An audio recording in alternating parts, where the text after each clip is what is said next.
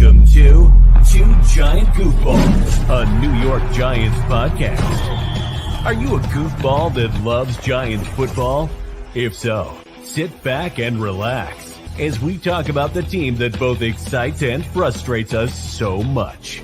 And now, here are your goofball hosts, Drew and Rob. Welcome, fellow goofballs, to Two Giant Goofballs, a New York Giants podcast. I am Drew, joined as always by... I'm me, I'm Rob, and we're going to get the stationary show on the road. Yeah, he's finally, hey, hold on a second here. Wait a minute. Oh, you see what I did there? That wasn't a stationary show on the road? Oh, we're getting a stationary show on the road. Stop. Now you're just being more and more ridiculous here.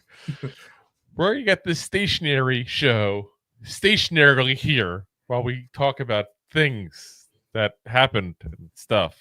On the road. Yeah. No, we're not on the road. Damn it, we're not on the road. On the road again. Just can't wait to get back on the road again. I still can't believe that man's still alive. Anyway. Yes.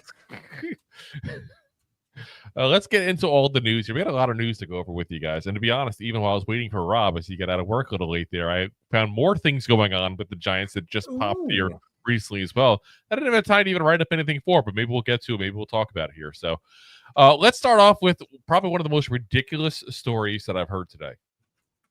People are asking, is Eli recruiting Ja'Marr Chase to the Giants? So first off, if you're unaware, Ja'Marr Chase had literally the best year of all receivers in the NFL this past year.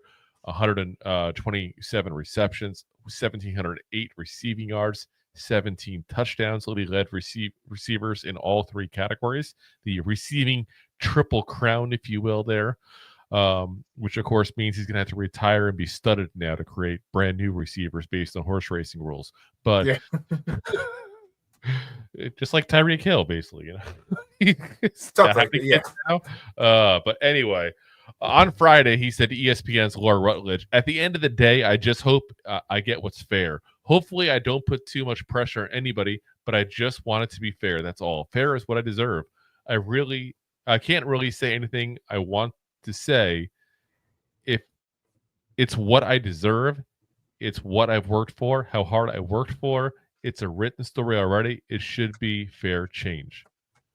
So obviously he's not too happy about his contract he's got now with the Giants. With the Bengals.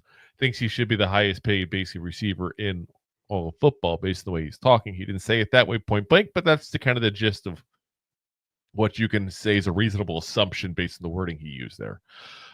After the Pro Bowl on Sunday, Chase tweeted out, is it still tweeting or is it Xing out now? What do you call it? I guess.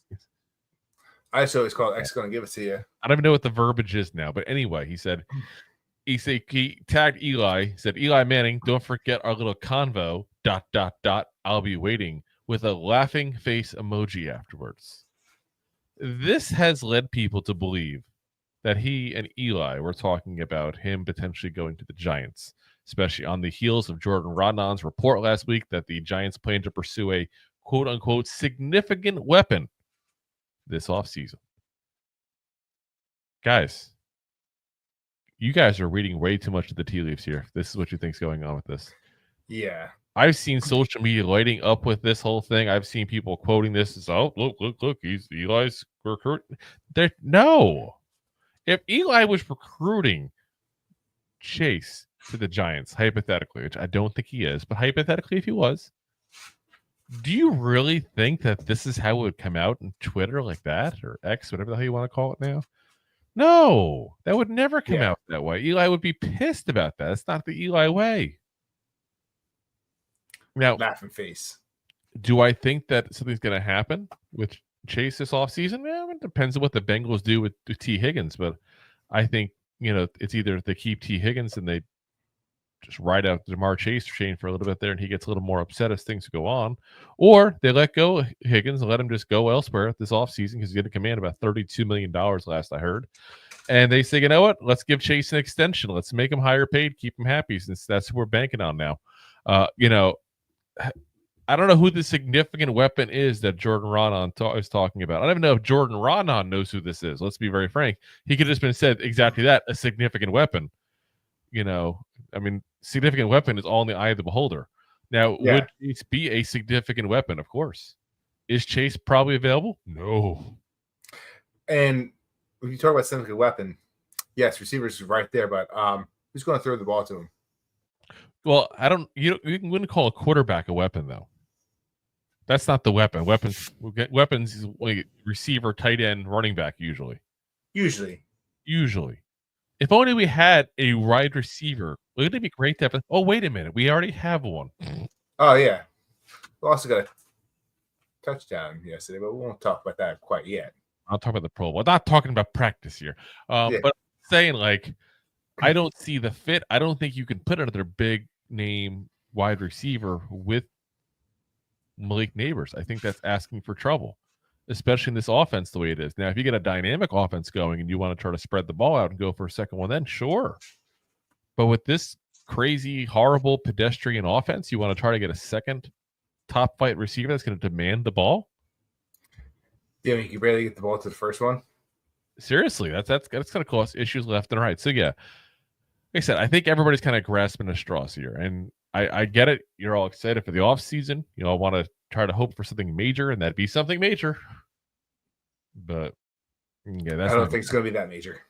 Not going to happen. No, not at all. So, next up, we got a question there going online of will the Giants target Will Freeze in the offseason here? Going to be a free agent. Zoltan Boudet of the Pro Football Focus thinks the Giants may be interested in the Staten Island native. Said Freeze has steadily improved over his 4 seasons in Indianapolis, earning a higher PFF overall grade each year.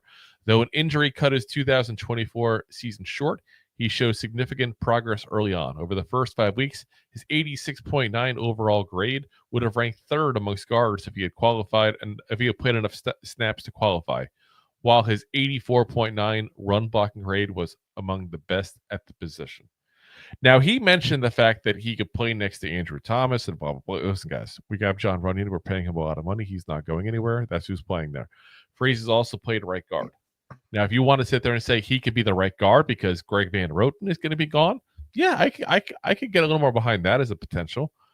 But here's my issue I have. A couple of years ago, didn't we sign a big name Indianapolis Colt guard? Yeah. Mark Glowinski, guys. And I'm sorry, but this just reeks of Glowinski 2.0.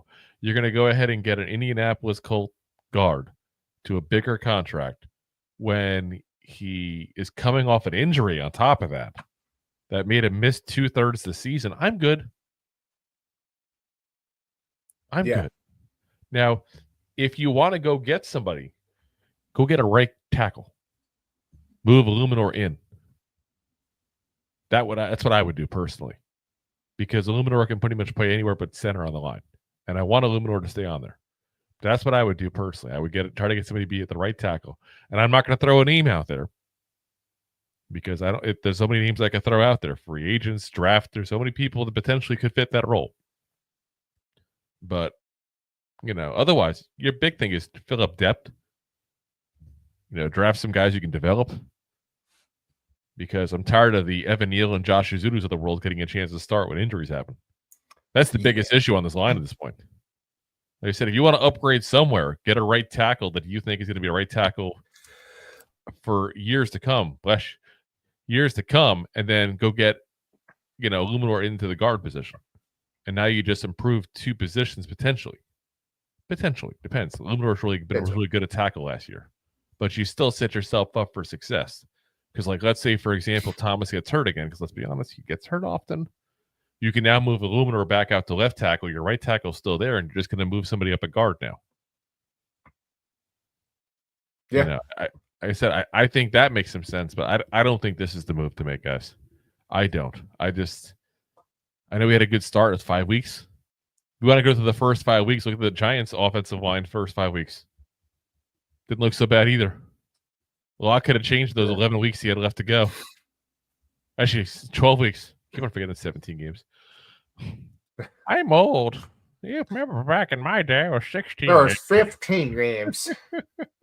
We'll see. They get that 18th game, be even more confusing. So, oh, jeez. Oh, God.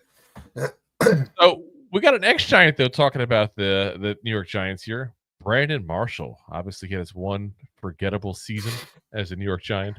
He was talking to the Fox Sports News Digital. He said, the Tisch and Mara family has been phenomenal. Phenomenal. I don't know why I can't say phenomenal to me. I do think that they can embrace a little change and get with the times a little bit in some areas, but I'm a big fan of the Giants. It's nice to see someone talking positive about the team for once. It's been a while, right? Yeah, it's been a long time. It's been a while since I've seen someone talking about the Giants. Well, it's been a while. But I could see a Lombardi trophy. Oh, it has. It's been too long. At least we're not Cowboys fans. But still, I mean, it's like it's nice to see that, especially for a guy that played, like I said, 1 year. Like, didn't even have that much time with us, really. And let's be honest, was touted as like a missing piece of the offense and just didn't do much at all. He was a missing piece on our offense, all right? Yeah, it was definitely at the very end of his career there, and not in a good way. But he did go on to talk a little bit about the Barkley thing, which luckily I think he kind of took the high road, didn't go too crazy on it. He said, with that being said, no, this is absolutely what comes to it. You had a generational talent in your building, and you knew it. It's why you drafted him. So like I said, he gave it a little knock, and that's fine. He's entitled to his opinion, but he made sure to put a lot of positive on the Giants. So I'll say that's a very classy move from Brandon Marshall, which I think is kind of odd because when he was a player, he was kind of known as being that flashy diva wide receiver kind of. Yeah. So yeah, like I said, very, very classy of him. So I give him credit to that, because you could disagree with that move by the Giants, and that's fine. We were all entitled to our opinion either way. But for him to go and be out of his way to say positive things about what the ownership did for him in the only 1 year he was there, I thought that was a classy move at that point, because he talked more about that than anything else. So good for you, Brandon Marshall. All righty. Now let's get forgetting Brandon Marshall. Let's talk about actually I did there. It's a good movie. Let's talk about Shedeur Sanders and Cam Ward, because it's not an episode without talking about Shedeur Sanders and Cam Ward. You shall not pass. They have made a fan choose which one they would want. So this was during the Shrine Bowl there, the East-West Shrine Bowl, and neither one of them played, but they were there at the event. They were on the sidelines during the game itself. They were on the field watching and doing interviews with teams during the actual event and all. And the two prospects came across a Giants fan on the sidelines. And they go up to him, and Shedeur Sanders says, he said he's a Giants fan, so I said pick one, and starts laughing. And Cam Ward's right there. I mean, let's be honest, like you and me, like we talk about this stuff on a daily basis, but that'd be a little nerve-wracking with Sanders and Ward right there in front of you, right? That's like, seriously. And I like to think I'd be ballsy enough to say point blank what I think, because you know me, I don't really care for the most part. I am what I am, and I say what I say. But I don't know if I would. I feel like it's one of those scenarios you have no clue what you would do until that scenario is there in front of you. So, yeah, he froze a little bit, and the quarterback's got a good laugh out of it. And he says, whichever one falls. By the way, very classy answer to this fan. Very classy. I give him credit. That's a good answer to avoid. Yeah, controversy. And honestly, he's not wrong on that one either. So Ward then asks him, he says, if Travis goes 1, Abdul Carter goes 2, and we both fall. Ooh, spicy. They backed him into a corner. That's when you fake a phone call real quick. Oh, hold on. My car's extended warranty? Yes. Yeah. It is expiring soon, isn't it? But anyway, the fan says, I'm taking you, and points to Ward. That, like I said, that's some huevos there. Saying you gotta get kind of pushed into that scenario, like the little huevos there. And like I said, I don't think he's wrong. I still stick by Ward being my preferred, but not by a lot. Yeah, because you're taking more of a risk on Ward. Yeah, you are. At the end of the day. But that's no glory. I was about to say, you got to be in it to win it. So, like, exactly. If you're not putting money in that Mega Millions, you're not hitting that jackpot. Exactly. That's why I never do. I break even every time. Ooh. It's $0.00. So that's always an interesting interaction. But I also think it stands to what I keep saying, that Sanders wants to be a Giant because he knows the media is watching. He's doing all this stuff on purpose. He's definitely trying to get that stuff. Well, he's just using it for news purposes and keep his name out there because he knows the big time news thing whenever anything happens with the Giants. Because let's face it, we may not be a great franchise right now, but we're a popular franchise with a great history. Yeah, great legacy that's exactly in the mud right now. Yeah, basically, exactly. So, alrighty, so let's talk about a former great Giant here in Eli Manning. He's joking now about the Hall of Fame, and it's just classic Eli Manning here. So he's on Up and Adams there with Kay Adams, otherwise known as the potential girlfriend to Daniel Jones back in the day. Everybody thought that was happening. Apparently not. Either she's really good at keeping on the down low. Anyway, he said during an appearance on her show, talking about, asked basically if he's going to make the Hall of Fame, because obviously the 6th of January here coming up is going to be when they announce the class for 2025 here for the Hall of Fame. And he said, maybe I like the attention.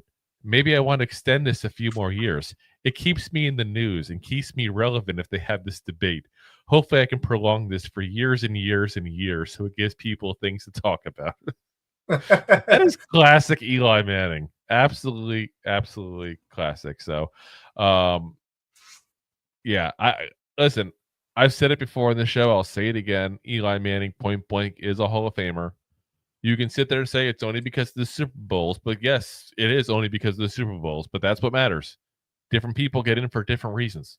He literally has 2 rings, 2 Super Bowl MVPs, beat the greatest quarterback of all times, both times, had Twice.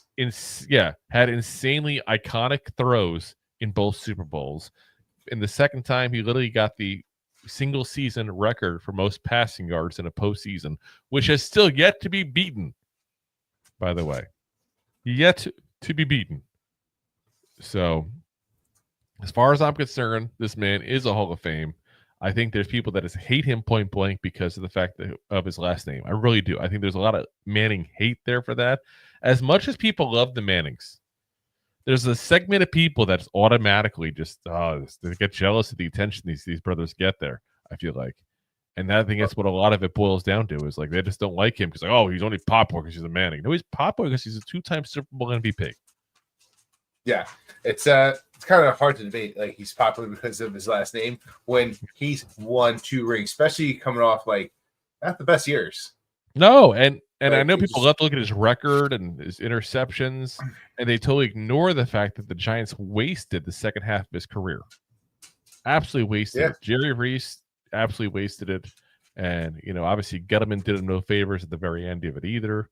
But, it is what it is. I just feel like this is the scenario we have, is that people may not like it, but the man's a Hall of Famer. And I have a feeling on February 6th when that comes out, the list, I have a feeling he's going to be on it. And some of that may also be because he's a Manning, and that's going to piss people off too. But you know what? It's not just exactly stats. It's what you contributed to the game. And you can't sit there and say that man didn't contribute a hell of a lot to the game. You can compare him to other people of his time that weren't the best. Like, let's say Phillip Rivers is a classic example. Both got drafted the same year. Phillip Rivers has some better numbers as well than him. But, look at what's going on there. You got a guy now who, even past his playing days, is the head coach for the Pro Bowl now. The Manning cast, all the videos he does for social media with the Giants, he is a Hall of Famer, point blank. So I hope to see it when that list comes out. So, yeah, Phillip Rivers, since football, retiring, he's had like another 17 kids. Probably. And to match the jersey. Yeah. Exactly. I know what you did there. All righty, guys. Let's pay the bills. So we got a couple more things to go over here with you guys. Enjoying the show? Looking for more goofball action? Consider a membership at buymeacoffee.com/2giantgoofballs. Memberships start at just $5 and give you additional goofball access. One-time support payments also available starting at just $3. buymeacoffee.com/2giantgoofballs. And of course, guys, you can also support the show by doing super chats on YouTube, stars on Facebook, or the freeway. And I don't mean driving. The freeway that you can go ahead and just hit the like, subscribe, hit that share button, hit that thumbs up on YouTube there, and it help us spread the word about the show there. Because point blank, we suck at marketing. And if it wasn't for you all helping us out, we'd be in trouble. So very much appreciate ahead of time here. So we will get also to the comments again at the end here. So any of the comments, feel free to keep popping them up there in the meantime. So next up, we got to talk about Mike Kafka. That's been a big thing. About is Kafka coming back? Is he not coming back? Is he coming back? Is he not coming back? Well, guess what? He's probably coming back. Spoiler alert. So he's been during an interview process. Yeah, listen, he's been interviewed with the Saints, and he's been considered a legit candidate for the Saints job, and he still is a candidate for the Saints job. It's not set in stone yet, but it's been announced that the Saints do plan to meet again with Eagles offensive coordinator Kellen Moore after the Super Bowl. NFL insider Tom Pelissero has said it's a strong sign that he's the top candidate, and he's not wrong on that. I mean, let's be honest. If you were looking like, okay, Mike Kafka is the top candidate, but let's give it another week or two so we can go ahead and talk to this guy one more time. No, because you'd be killing chances for Kafka to develop a actual, staff. At this point, a lot of the guys who are coaching have already filled out, coordinator jobs and some of the assistant positions and that kind of stuff. So, you're hurting a guy by making him wait that long, which is why I still think that the NFL should make it a rule that you can't interview coaches until after the Super Bowl to keep it a level playing field. I've said that for years. But that being said, you're looking to interview Kellen Moore again. That means you want Kellen Moore to be your coach. That's not an interview at that point. That's you don't mess this up and it's yours. Pretty much. Don't have a debacle. They can't interview him again. They can't negotiate with him. They can't do anything as long as the Eagles are still active. And right now the Eagles are still active. Hate to say it. I wish they weren't, but they are. So, once the Super Bowl is over, that's when they can start having this conversation. Now, there might be a little wink, wink, and a, nudge, nudge there. There's a deal done that can't be announced till after the Super Bowl. That also happens. It happened with Shanahan, when the year the Falcons got, labeled the choke artist for life. It happened with the Colts when they got Josh McDaniels, who, of course, obviously backed out of that deal. But that's a whole other issue. It does happen. So maybe there is even already a deal in place. We're not sure. Or maybe they just think they'll get a deal and they don't get a deal. And Kellen Moore says, nope, we're good. And maybe Kafka comes back in. I mean, they obviously like the guy. Yeah. They interviewed him twice. The last interview was a 9-hour interview. That's a damn long interview. So, obviously they like something about him, but it looks like he's probably coming back. And I think that's good news to the Giants, especially at this point, because I don't know who else would want the job, guys. Yeah. It's going to be interesting next year. Yeah, it's going to be interesting, that's for sure. Hopefully in good ways. We'll find out. So, yeah. So, yeah, we also got to talk about the big news in the NFL today. Myles Garrett saying he wants to get traded away from the Cleveland Browns. And the big question for us as Giants fans is, how does this affect the draft? Because there's definitely going to be draft implications whenever you lose your best player on your team. The statement today that got released by Myles Garrett via NFL Network insider Ian Rappaport said, as a kid dreaming of the NFL, all I focused on was the ultimate goal of winning a Super Bowl. And that goal fuels me today more than ever. My love for the community of Northeast Ohio and the incredible fan base of the Cleveland Browns has made this one of the toughest decisions of my life. These past 8 years have shaped me into the man I am today. While I'm loved calling this city my home, my desire to win and compete in the biggest stages won't allow me to be complacent. The goal was never to go from Cleveland to Canton. It was always to compete for and win a Super Bowl. With that in mind, I have requested to be traded from the Cleveland Browns. And this is just after he said even a couple months ago, oh no, I'm not looking for a trade. We're not as far away as people think, and saying all these things. And I think he's just gotten fed up. So before anybody starts this, though, we are not saying the Browns and the Giants will make this trade. Myles Garrett is not coming. I'm just throwing that out there before anybody even says anything that ridiculous. We're not going to pay another $30 million to another edge rusher. But that being said, like I said, I think this move does have implications for the Giants because now you got to look at the Browns and go, what do they do at number 2 now? Because it's more up in the air than ever. Do they just go ahead and get Abdul Carter from Penn State if he's available and try to replace Myles Garrett as best you can? And I said as best you can because obviously expecting Abdul Carter to come in and be the next Myles Garrett is ridiculous. That's got a lot. It is.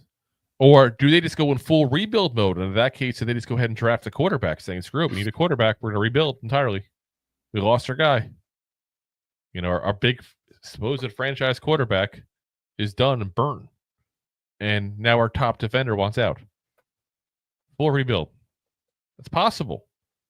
And if that's the case, guys, I've said forever, the Titans, I think, are going to go ahead and take Cam Ward. I still stand by that. I still think that's what's going to happen. And if that's the case, at least Shedeur Sanders, which sets up very interesting situations because of what's going on right now. You know, Deion Sanders has said point blank that he has a list of teams he just wants his kid to go to. We've said in the show many times that I cannot believe that there's any chance the Cleveland Browns are not on the list. They got to be on the list. They have been the worst franchise basically since they've come back to Cleveland. Yeah, sadly for them. Yeah, that's a Giants fan. I mean, listen, we're not far behind the last couple of years. I'm not trying to talk as if we're at the hot ship here. You know, that's what's going on. So you take their best player off their roster, that hurts even more. I can't imagine that. So then it goes, okay, does that kind of force me to go Abdul Carter? And maybe try to get a quarterback in the second round? Jackson Dart or something like that? Jalen Milroe? There's plenty of options for him at that point. I don't know. I just feel like this totally potentially has a chance to mess up our draft if they just throw their hands up in the air and say, you know what, screw it. Sanders or Ward, whoever's there, that's what we're taking. Or maybe they go in full rebuild and say, you know what, screw it, we're trading down. Raiders, you want Sanders? Here you go. Like I said, I really think this is a move that could have implications for the Browns. Now, the other side of that, what if the Browns have no intentions of trading him? What if he really doesn't even have intentions of being traded? And this is all a ploy to get a new contract? Could be. It's very possible. I mean, he's getting towards the end of his contract there. He's got 2 more years. None of it is guaranteed at this point. Not that, you know, he's in any danger of being cut the next couple of years, but, you know, he's got he's got 3 more. A third year's a void year. I take it back, but he's got, you know, a reasonable cap number the next couple of years as well. On top of that, maybe they go ahead and do an extension, make him the most highly paid defensive end pass rusher in the entire NFL. Maybe that stops this whole thing. Because I'll tell you what, I said right now, and I'll say it again, because I've been saying this all along. If a player asks to be traded, it doesn't mean they're being traded. It happens all the time. When all of a sudden they go, ooh, $30 million contract. Ooh, okay. Yeah. Like it's hard to really, it's really hard to turn that down. And if you look at the highest edge rusher right now, it's Nick Bosa, 5 years, 170,000. Sorry, that's not 170 million. Sorry. That's what I said. It's a big difference. Yeah. I mean, that's a $34 million average value. If you right now through a 4-year, let's say $140 million contract at Myles Garrett, you think he's not taking it? Oh, most likely, 100%. And don't get me wrong, like the Browns are in a great cap situation thanks to Deshaun Watson, but you can't lose the very best that you have, you know. So I don't know. We'll see what happens there. That's going to be interesting one to keep an eye on, though, because like I said, it really could have ramifications there for the Giants come draft day. Yeah. Let's talk about other ex-Giants in the news here. The man, the myth, the legend himself, half of the Barber twins, Tiki Barber, giving a little sign of caution there to Tom Brady. By the way, how bad is that picture they use of Tom Brady? Like, no one's face is that chiseled. I'm sorry. Like, could you Photoshop anymore? What's going on here? He looks like a weird Photoshop version of Kevin Bacon, right? Look at that. A little bit, yeah. Right. It's got a little footloose going on over there. Footloose. Get some tremors. Anyway, Tiki was on the Evan and Tiki show. Said that Tom Brady and Kevin Burkhardt shouldn't be making any more comments about the Giants letting Barkley go during the Super Bowl. He said, I think it's been played out, and if they are anything other than tone deaf, they will get it. Which I gotta say, I agree with him. And not just even as a Giants fan. It's just like, guys, this is a year ago. Let's move on. Like, I still can't believe this is the topic we're talking about the show a year later. Like, it's done. It's been done. Like, we're at the Super Bowl. This was done the very, very first day of free agency. In the legal tampering period, even, not just like the start of free agency. Like, this was announced within like 6 hours of free agency starting. Like, why is this still a thing? During the NFC Championship game, though, Brady said, giant mistake letting him go. And then Burkhardt said, Saquon Barkley's been magnificent. Giants fans must have tough time sleeping going forward. Of course, that's a knock on what John Mara said during Hard Knocks about how he'd have a hard time sleeping if Saquon went to the Eagles. And I think we got to also figure, looking at who these two guys are who are saying this. I mean, Kevin Burkhardt, first off, is already said publicly he's an Eagle fan. So there's definitely a little dig because of that part. And let's be honest here, Tom Brady's got a little bone to pick with the Giants there because he's got two ring fingers that are missing rings. Yeah, he's gonna go full Thanos. Yeah, like he's missing a couple. I mean, he's missing a third one because of the Eagles as well. Dude, don't get me wrong, but we all know. We've all heard the comments that Tom Brady said about how much those two games that he lost to the Giants still get under his skin. Yeah, it always comes out, especially the 07, that first one when they were undefeated. Oh yeah, I mean literally we cost him the best season. That would have been bar none considered the best team in football history if they won that game. Yeah, he comes out and says it all the time. It's like, we would have been the best football team ever. No one talks about us because that Giants won. And it literally fell apart off of a catch against the helmet. Yeah. And then a touchdown to Plexico. People always forget the touchdown to Plexico afterwards. But, like I said, I just think I'm looking at the sources of where this is coming from. You got an Eagle fan. You got a guy who lost 2 rings because of the Giants. And I think there's a lot of bias in there. But again, it's got to let it go, guys.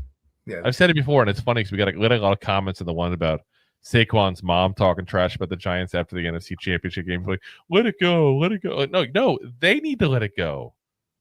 We're not like making up stuff here for the random bits of like to bring this topic up. We want to move on. We just give whatever Giants news is there, especially this time of the year. Let's be honest. Yeah. And that's what's going on because Saquon is in the Super Bowl as an Eagle. Let it go. Like, let's just say, good for Saquon. I hope the best for him, though I do hope the Eagles lose miserably. I have no ill will towards Barkley. I know there's a group of Giants players even that are getting a luxury suite at the game, and we've been rooting point blank for Saquon and the Eagles. And I have no problem with that either. They're rooting for the best for a friend of theirs, that the guy that they fought with for years in that team. I have no problem. Played together for a long time. Yeah, like it's the whole thing's overblown. It's like, let it go already, guys. Let it go.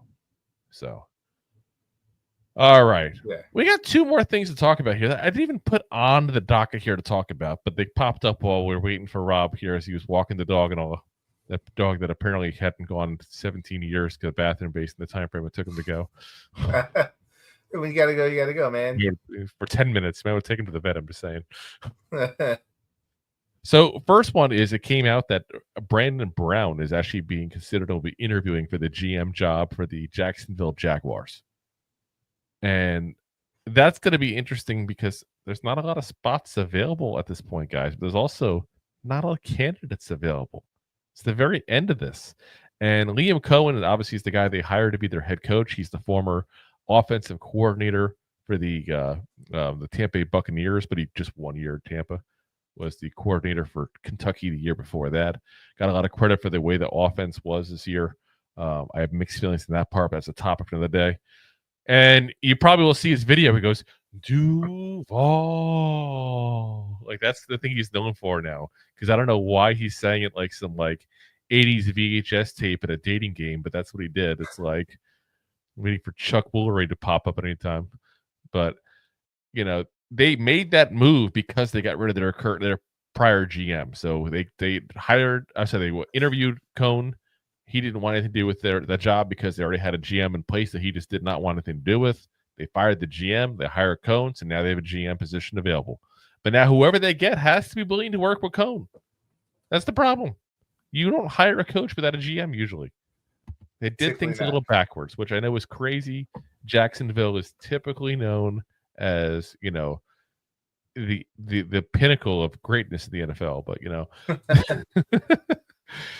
so Fantastic. Now you got to figure out that. And Brandon Brown is being interviewed. Listen, he's the guy who gets a lot of rounds of interviews. It's not his first rodeo. He was obviously up for the Raiders job as well, and I think had 2 interviews there, if I remember correctly, as well. So he's going to be gone soon, guys, and I hope it's not this year because I'd like him to be an option for us whenever we fire Joe Shane, because I think that's going to come at the end of this year, if not sooner. But we'll have to see what happens there overall. And in the end, listen, whatever's the best for him is what I'm going to root for, because he's given us years, of work with the Giants there. He's been a guy that I think has been, like I said, the last 2-3 years now been talked about as a potential GM somewhere else. So, it's not his fault. He's got to wait around for the Giants job to open up. It's the Giants' fault. They should have fired Shane already. So, let him go if he wants to go and gets a job offer. Though I hate saying this. I feel like I say this every job that pops up. But if I was him, I would not want the Jaguars GM job. That's not the team to go to. You don't get a lot of shots. You don't get a lot of shots. And like you just said, typically when you're a GM, you hire your head coach. You don't get that opportunity. So you're already starting off with one arm tied behind your back. Yeah. So you're just handicapping yourself. And the Jaguars are top of it. Oh yeah. Yeah. Like I said, it's just I wouldn't take it, but I understand there are only 32 jobs that you can take. So sometimes you take the job you can get, not the job you want. Sometimes, yeah. Sometimes what happens. So, all righty. One last topic here. That topic that just came out today, and I want to kind of address it because I feel like at some point, someone on the Giants' social media is going to talk about this as an option for the Giants. And this just broke here like an hour or 2 ago from recording. This was just recently on Monday night. Cooper Kupp going again on the X Twitter again, whatever the hell you want to call it. Put up a tweet there saying, "I was informed the team will be seeking a trade immediately and will be working with me and my family to find the right place to continue competing for championships. I don't agree with the decision, and I always believed it was going to begin and end in LA. Still, if there's one thing I've learned over the years, there are so many things that are out of your control, but it's how you respond to these things that you will look back on and remember. I've taken so much pride in playing alongside my teammates for the LA community, so thank you for embracing my family and making it such a special place for us. 2024 began with one of the best training camps of my career.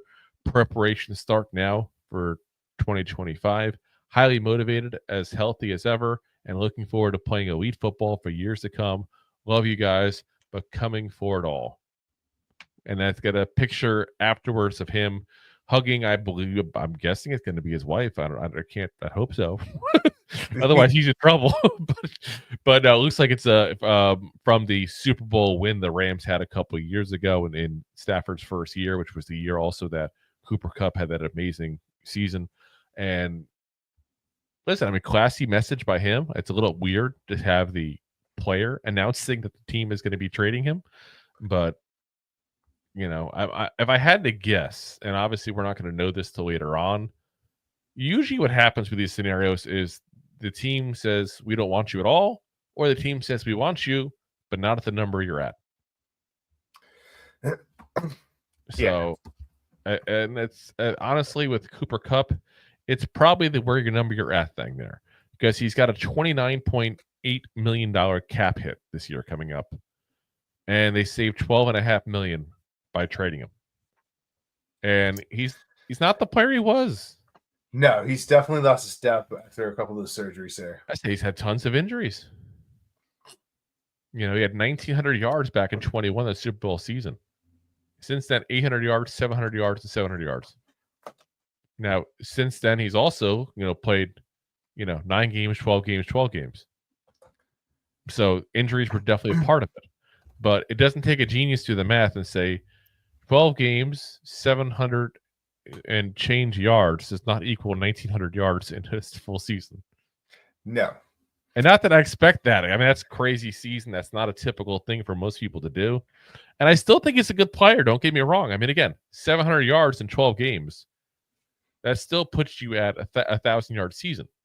I still think he's a really good player when he's healthy. But he's not the 1,900 guy. And he's not worth $29 million cap hit. Point blank. Not worth that. I mean, almost $30 million if you can bet them, you put in the change there. So I can't blame the Rams if they decide, we got to move on. This isn't healthy for the cap. And you got to wonder what's going to happen because you've also heard the rumors of Matt Stafford as well. But I don't see this trade being something that the Giants would be the guy you're looking at. I mean, the first thing you started off with was Super Bowls. I don't think anybody's looking at the Giants saying, they're one receiver away. Yeah. I mean, I don't know if you heard this because obviously you heard about Matt Stafford, but do you know apparently who the Rams have been looking at? Who's that? A former Giant himself. Daniel Jones? Please tell me it's not Daniel Jones. Oh my God, it's insanity if it is. But I mean, like I said, I know Stafford's coming back next year. He's already announced that, and he already sounded kind of unsure himself if the Rams are going to bring him back. But I don't know. I don't think the Giants are involved in this whole thing at all. And I would take Matt Stafford in a heartbeat. Absolute heartbeat. I think he'd be a great guy to have for a year or two at that point while you're getting a young quarterback ready. Great leader. Great guy to go ahead and, learn from with a young quarterback. But I don't think him and Cooper Kupp or Cooper Kupp are coming to the Giants. So that's why we kind of want to do this segment and cut that off at the pass because that's not going to happen, guys. Not going to happen. Now, if we can get Cooper Kupp and Matt Stafford, does this make it instantaneously good offense?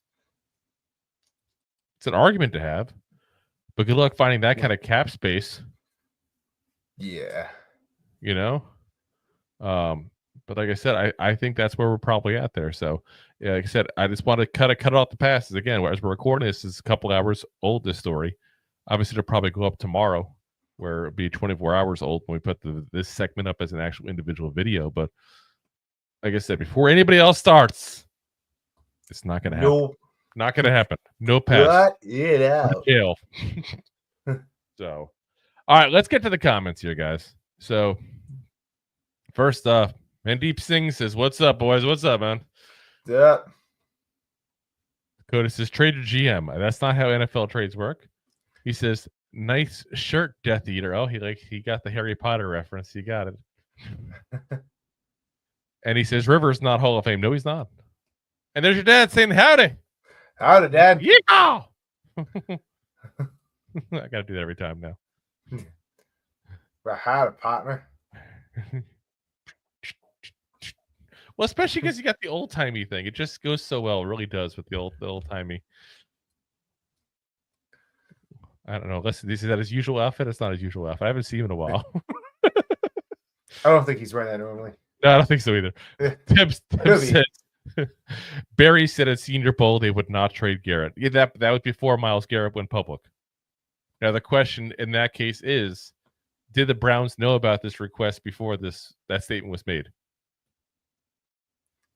He could have been keeping that aside.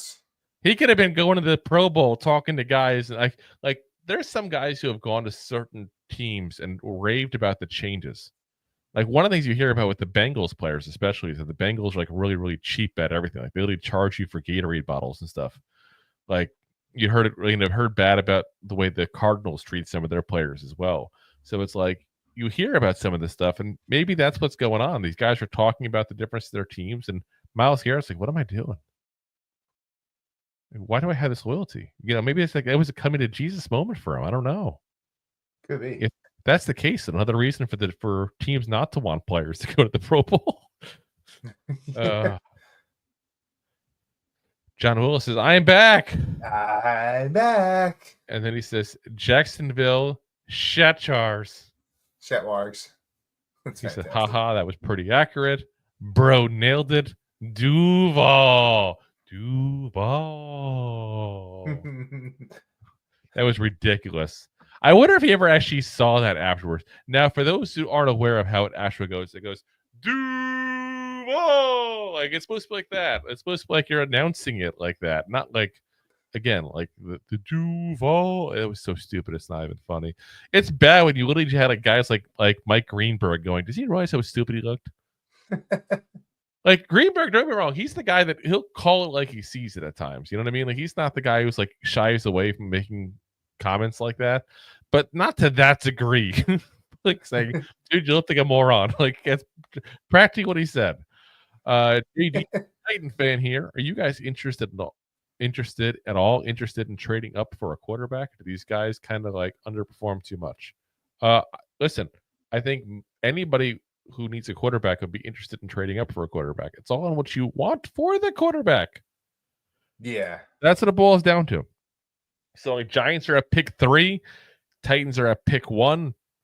Let's say hypothetically the Titans say, you know what? Give us a 3rd round pick and we'll let you move up to 1. Of course we're doing it. Is that plausible? No. Probably not. No. But I'm just saying, like, are we interested? Yes.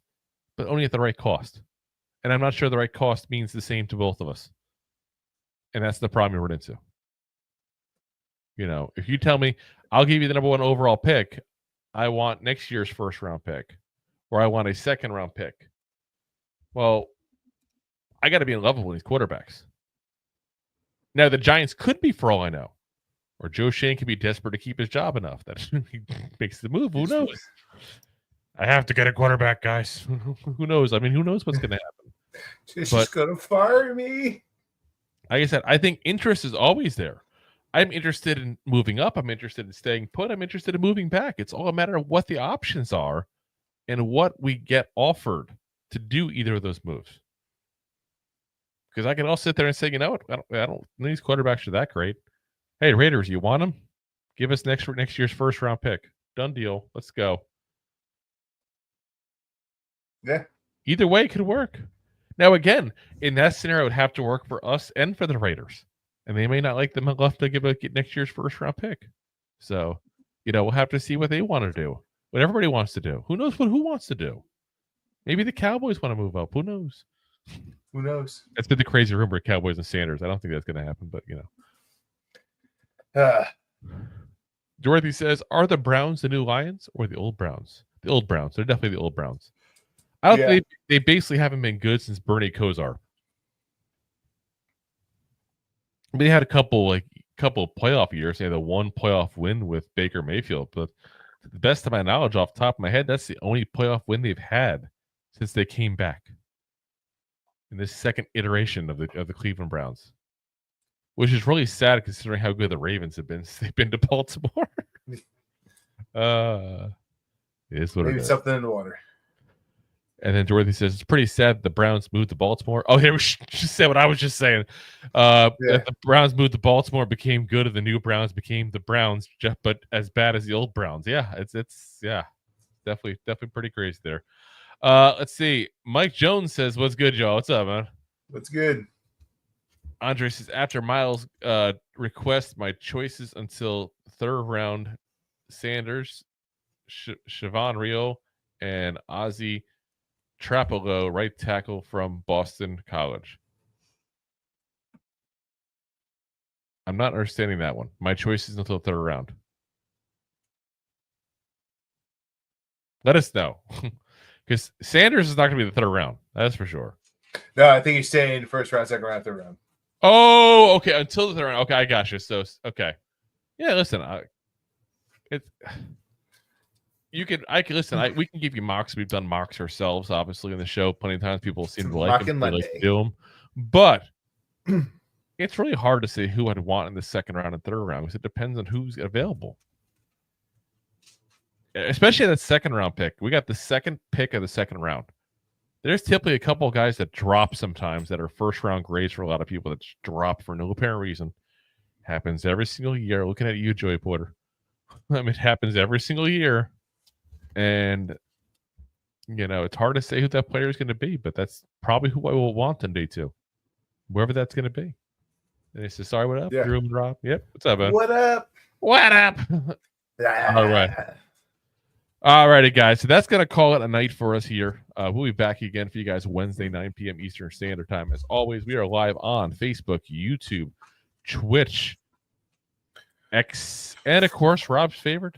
And, of course, as always, we're available the next day on all the audio podcast platforms.